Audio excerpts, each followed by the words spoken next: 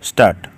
Addressing the nation on the COVID-19 pandemic, Prime Minister Narendra Modi emphasized the necessity of a self-reliant India. Stop. He said the need was brought home by the absence of domestic production of personal protective equipment within bracket PPE when COVID-19 struck, but India initiated and quickly ramped up PPE production. Stop. Mr. Modi said there needs to be improvement in quality and domestic supply chains going forward. Stop. If this is to happen, though, India will have to make major course changes in development strategies. Stop. Para. Much has changed since the self-reliance model of the Nehruvian era. So, a perspective for Indian self-reliance in science and technology within bracket S&T and industry in a globalized world is long overdue. Stop. Para.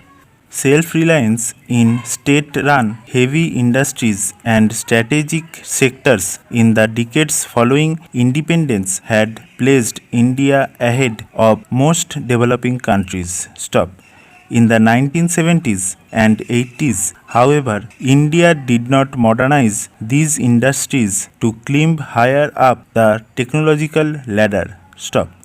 The private sector, which had backed the state-run core sector approach in its Bombay plan, stayed content with near monopoly conditions in non-core sectors in a protected market. Stop. Little effort was made to modernize light industries or develop contemporary consumer products. Stop. India's industrial ecosystem was thus characterized by low productivity, poor quality, and low technology and was globally uncompetitive. Stop. Para.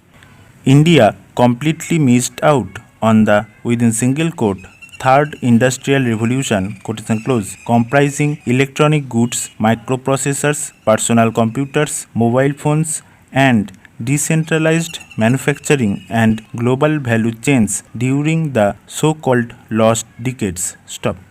Today, India is the world's second largest smartphone market. Stop. However, it does not make any of these phones itself and manufactures only a small fraction of solar photovoltaic cells and modules currently used with ambitious future targets. Stop. Para. At the turn of the millennium, when India embarked on liberalization, privatization, and globalization, the very concept of self-reliance was rubbished in the belief that it was tantamount to reinventing the wheel when advanced technologies could simply be bought from anywhere at lower costs. Stop. Two related ideas have prevailed since then and neither delivered the desired results. Stop. The first was that public sector undertakings within bracket PSUs are by definition inefficient and sluggish for the competitive globalized scenario. Stop. No effort was made to engender either real autonomy or a transition to new technological directions. Stop. Instead, PSUs with capability and scale for the task were undermined or abandoned along with many nascent research and development within bracket R&D efforts within bracket, for instance in photovoltaics, semiconductors and advanced materials bracket close. Stop. On the other hand, the private sector displayed little interest in these heavy industries and showed no appetite for technology upgradation. Stop. With entry of foreign corporations, most Indian private companies retreated into technology imports or collaborations. Stop. Even today, most R&D in India is conducted by PSUs, and much of the smaller but rising proportion of private sector R&D is by foreign corporations in information technology and biotechnology/pharma. Stop. Given the disinclination of most of the private sector towards R&D and high-tech manufacturing, significant government reinvestment in PSUs and R&D is essential for self-reliance. Stop para. The second idea was that inviting foreign direct investment and manufacturing by foreign measures would bring new technologies into India's industrial ecosystem, obviating the need for indigenous efforts towards self-reliance. Stop. However, mere setting up of manufacturing facilities in India is no guarantee of absorption of technologies. Within bracket, the ability to independently take them to higher levels. Bracket close. Stop.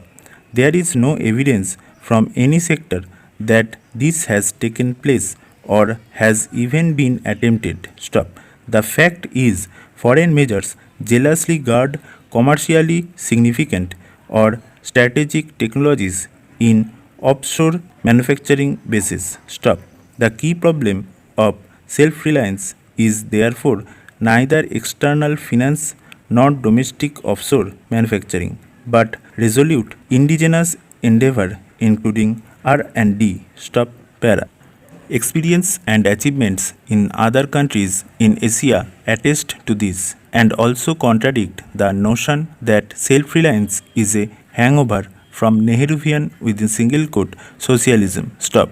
Learning from Japan's post-war success, countries like South Korea, Taiwan, Singapore, and Hong Kong took huge technological and industrial strides in the 1970s and 80s. Stop. South Korea, in particular, climbed determinedly up the technology ladder and value chains in electronic goods, consumer durables, automobiles, microprocessors, personal computers, and heavy machinery. Stop. It emerged as a global powerhouse in manufacturing but also in indigenously developed technologies. Stop. Taiwan developed technologies and manufacturing capacities in robotics and microprocessors, while Singapore and Hong Kong adopted advanced technologies in niche areas. Stop. These self-reliant capabilities were enabled, among other factors, by planned state investments in R&D, including basic research within bracket 3 to 5% of GDP, bracket close, technology and policy support to private corporations, infrastructure, and importantly, education and skill development within bracket 4 to 6% of GDP, bracket close. Stop para. Countries like Thailand, Malaysia, Indonesia, and Vietnam have focused on offshore manufacturing lower down the value chain and without the thrust on self-reliance. Stop. This is useful for job creation but is an unsuitable model for a country of India's size and aspirations. Stop para. China is of course unique in scale and in its determination to become a superpower not just geopolitically but also in self-reliant S&T and industrial capability. Stop.